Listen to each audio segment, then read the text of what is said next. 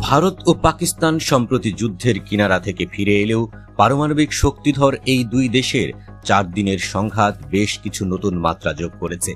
New York টাইমসের এক বিশেষ প্রতিবেদনে এই সংঘাতের প্রযুক্তিগত দিক এবং এর পেছনে অভ্যন্তরীণ ও আন্তর্জাতিক প্রেক্ষাপট বিশদভাবে তুলে ধরা হয়েছে। এবারের সংঘাতে অত্যাধুনিক সামরিক প্রযুক্তির ব্যবহার আকাশ যুদ্ধের ইতিহাসে এক নতুন দিগন্ত উন্মোচন করেছে। প্রতিবেদনে বলা হয়েছে, আধুনিক অস্ত্রে সজ্জিত বিমান হামলা, পাল্টা হামলার মধ্য দিয়ে এবারের সংঘাতের শুরু। তবে সবচেয়ে উল্লেখযোগ্য বিষয় ছিল নিয়ন্ত্রণ রেখা বরাবর ব্যাপক হারে ড্রোন ব্যবহার। পাইলটের ঝুঁকি ছাড়াই নজরদারি ও হামলার জন্য শত শত ড্রোন একযুগে মোতায়েন করে উভয় দেশ।